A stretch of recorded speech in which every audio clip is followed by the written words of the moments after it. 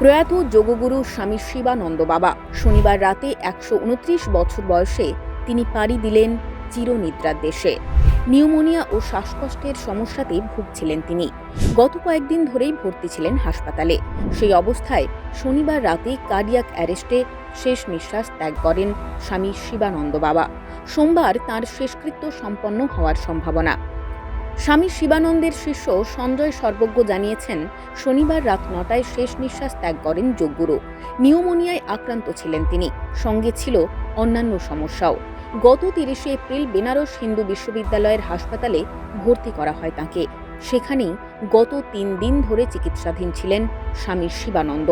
শেষ পর্যন্ত শনিবার রাতে কার্ডিয়াক অ্যারেস্ট হয়, তাতেই আর ফেরানো যায়নি তাঁকে। উল্লেখ্য, দেশের বাইরে বিদেশেও পরিচিতি রয়েছে স্বামী শিবানন্দের। এখনো পর্যন্ত প্রাপ্ত খবর অনুযায়ী তাঁর পার্থিব শরীর দুর্গাকুণ্ডের আশ্রমে রেখে দেওয়া হবে অনুগামী ও ভক্তদের শেষ দর্শনের জন্য। বয়স ১২৯ হলেও শেষ জীবনে যথেষ্ট সক্ষম ছিলেন স্বামী শিবানন্দ। প্রতিদিন কয়েক ঘন্টা যোগ ব্যায়াম করতেন তিনি, যা তার সুদীর্ঘ জীবনের চাবিকাঠি হয়ে ওঠে। পৃথিবীর সবচেয়ে প্রবীণ নাগরিক হিসেবে নাম নথিভুক্ত করতে তার জন্য আবেদনও যায় গিনেস বুক অব রেকর্ডসেও। সরকারি নথি অনুযায়ী ১৮৯৬ সালের ৮ই অগাস্ট জন্ম স্বামী শিবানন্দের। অবিভক্ত ভারতের সিলেটে দরিদ্র পরিবারে তিনি জন্মগ্রহণ করেছিলেন। অবস্থা এতটাই খারাপ ছিল যে সংসার চালাতে ভিক্ষা করতেন তার মা বাবা। মাত্র ৬ বছর বয়সে একই মাসে মা বাবা বোনকে হারান তিনি। ভাগ্যের কি পরিহাস! এরপর আত্মীয়দের কাছেই বড় হন স্বামী শিবানন্দ। পশ্চিমবঙ্গের নবদ্বীপে কাটিয়েছেন বেশ কয়েক বছর। বৃন্দাবনেও কিছুদিন ছিলেন। ১৯৭৯ সালে চলে যান বারাণসী।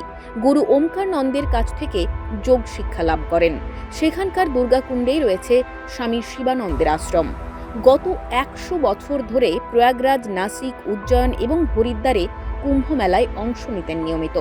২০২২ সালে তাঁকে পদ্মশ্রী সম্মানে সম্মানিত করেন তদানীন্তন রাষ্ট্রপতি রামনাথ কোবিন্দ। পাশাপাশি তাঁর ঝুলিতে রয়েছে যোগরত্ন পুরস্কার, বসুন্ধরা রত্ন পুরস্কার। সেক্টর 16-এ সঙ্গম লোয়ার রোডে স্বামী শিবানন্দের যে আশ্রম, তার বাইরে বিরাট ব্যানারে তার আধার কার্ডের ছবি রয়েছে।